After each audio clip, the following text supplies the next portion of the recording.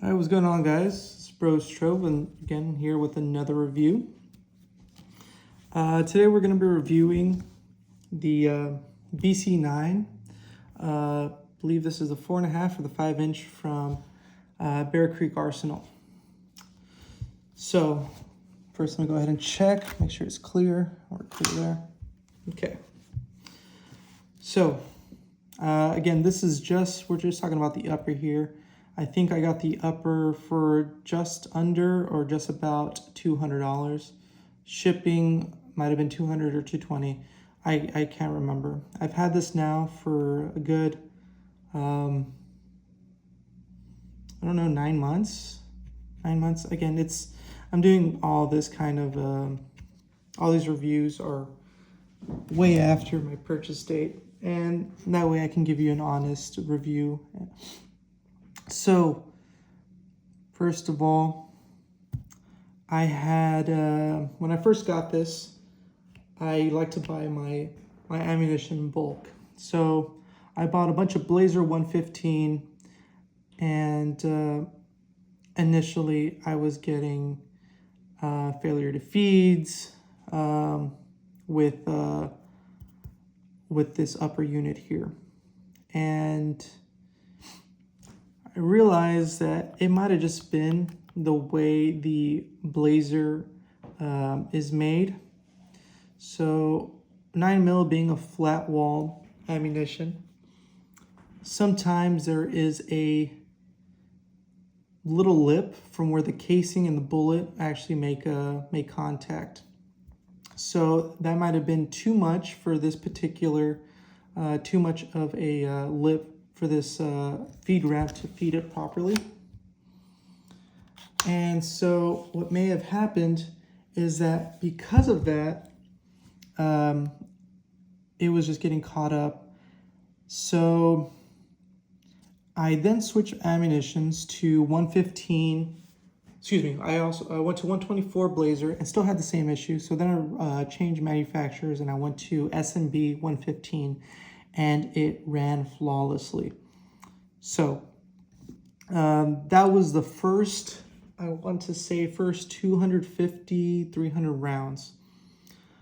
That might have been a break-in period, right? Because I just shot this yesterday and I'll add some footage of that. And I ran both 115 Blazer and 115 S&B without a single hiccup. I did have a light primer strike on the first mag, which I'll include there. But again, it might have just been a break-in period. Overall, this thing is really nice. With that said, it is heavy. If you're looking for something lightweight, it may or may not be the one for you. I mean, this thing is probably heavier than my AR, and that is no exaggeration.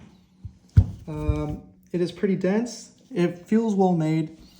Again, if that was a break-in period, that's great. I'll give me a second. I'll go ahead and break it open for you. Okay, another thing I want to go ahead and demonstrate here is actually the way I prefer to break this down. And the way I prefer to break this down is actually through the rear. So you have a little screw here. And the reason being is because this spring here can be quite a pain to put it in the traditional way. And so I think that's just best if I just do it this way.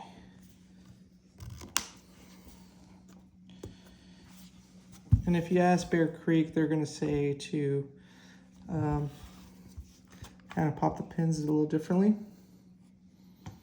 Okay. All right, so we have a bolt here. Let me see if this is the same size. This is not. Let me get the other one here. All right, so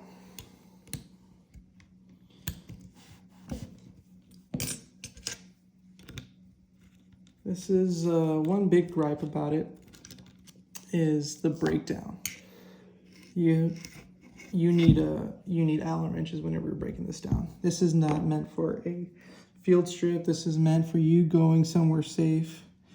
and disassembling the firearm and cleaning it that way.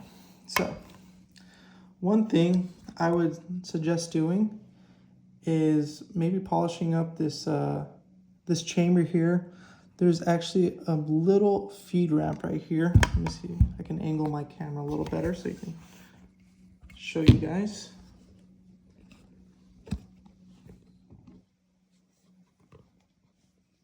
Okay. So there is a lip here. Sorry, it's a little dirty. I just shot this yesterday. I haven't cleaned it. There's a little feed ramp, and that's where I believe the cartridges or the shells were getting caught up. So if you just bought this and you're having some feed issues, you may just want to just run some SMB in it until it wears in, or you can probably try polishing that. I have not tried that just because I was going to, and then I shot it yesterday, didn't have a single hiccup. So there's that. Other than that, yeah, just it runs on a mil-spec trigger. I don't necessarily know if it will run on a drop-in trigger. Haven't tried that yet, but I may just put this on my other lower and see if we can do that. Overall, this is a Spikes Tactical lower AR9. So it's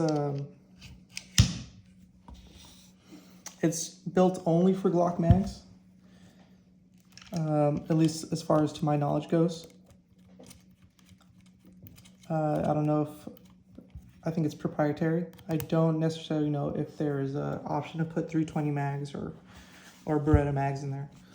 But as far as the actual upper goes, I paid $200 for this thing, $220 soaking wet with shipping.